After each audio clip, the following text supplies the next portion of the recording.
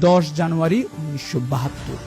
ভারত থেকে ফিরে শেখ মুজিব বিশাল জনসভায় তাজউদ্দিন আহমেদের কানে কানে বলেন, তাজউদ্দিন, আমি কিন্তু প্রধানমন্ত্রী হব। এ তথ্যটি তাজউদ্দিন আহমেদের মেয়ে শারমিন আহমেদের লেখা তাজউদ্দিন আহমদ নেতা ও পিতা বইতে পাওয়া যায়। যে কথা সেই কাজ। মুজিবনগর সরকারের অস্থায়ী সংবিধান বাতিল করে 11 তারিখে নতুন সংবিধান আইন জারি করার পর 12 তারিখে তাজউদ্দিন আহমদকে সরিয়ে দিয়ে শেখ মুজিবুর রহমান হয়ে যায় বাংলাদেশের প্রধানমন্ত্রী। তার ঠিক 22 দিন পর সৈয়দ নজরুল ইসলামের রাষ্ট্রপতি থেকে সরিয়ে শেখ মুজিব তার পছন্দের মানুষ বিচারপতি আবু সাইদ চৌধুরীকে ও পরে আবার মোহাম্মদ উল্লাহকে বাংলাদেশের রাষ্ট্রপতি হিসেবে ঘোষণা দেয়। তবে এই দুজন রাষ্ট্রপতির একজনকেও শেখ মুজিব বিন্দুমাত্র পাত্তা দিত না। সত্যি বলতে সে সময় শেখ মুজিবুর রহমান তার ক্যাবিনেট মন্ত্রীদের মধ্যে সম্পর্ক ছিল অনেকটা প্রভুবৃত্তের মতো। সে সময় শেখ মুজিবের বিরুদ্ধে কেউ কথা বললেই তার সাংসদ পদ বাতিল করার জন্য শেখ মুজিবুর রহমান এক ভয়